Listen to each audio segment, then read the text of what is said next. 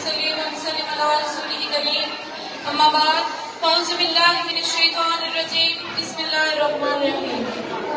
جو قرض زمین کے ہم پر ہے وہ سارے قرض اتاریں گے، اب تیسرا راستہ کوئی نہیں، مر جائیں گے یا پھر ماریں گے، ہر لشکر کو لرزائیں گے، ہر دشمن کو للکاریں گے، قربان کریں گے جانوں کو اور سر کو دین پر واریں گے۔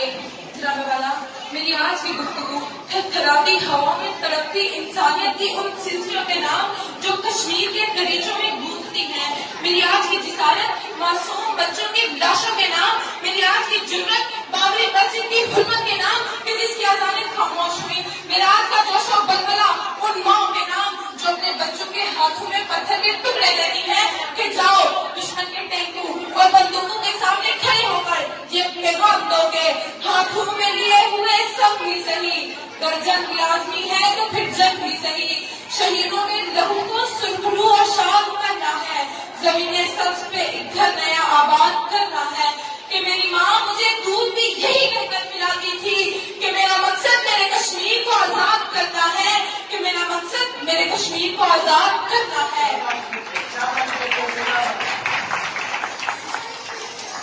جناب والا،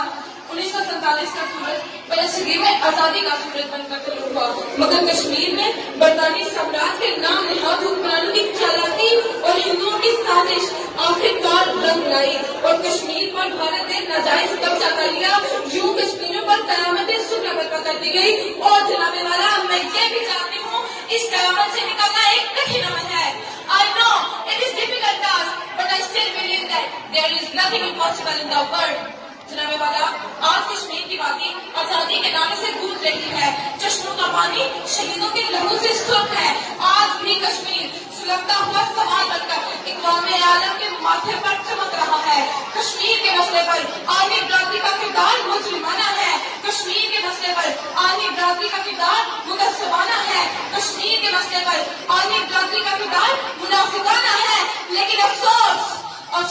آج کوئی عمر نہیں، آج کوئی خالد بن ولید نہیں، آج کوئی محمد بن قاسم نہیں جو کشمیریوں کو نمرود کی نسل سے بچائے۔ جناب والا، آج ہم 19ویں صدی میں داخل ہو چکے ہیں، انسان نے زندگی کے ہر میدان میں ترقی کر لی ہے، ترقی کشمیر میں بھی ہوئی ہے، جی ہاں، مگر یہاں ظلم اور جبر کے نئے نئے طریقے ایجاد کیے جاتے ہیں، اب یہاں شیلنگ نہیں ہوتی بلکہ پیلٹ گن کا استعمال کر کے کشمیریوں کو مکمل طور پر اندھا کر دیا جاتا ہے۔ جناب والا، 73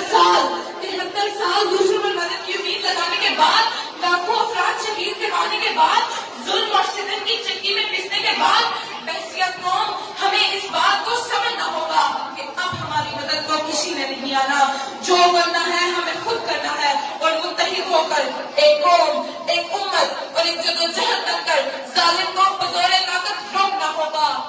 مظلوموں کے دفاع کے ہم اسباب کریں گے، مودی تیرے ہر ظلم کا حساب کریں گے، چھوڑیں گے نہ ہم تجھ کو سر اٹھانے کے قابل، دنیا کو نہ رہے گا تو منہ دکھانے کے قابل، کشمیریوں کو تیرے ظلم سے بچائیں گے،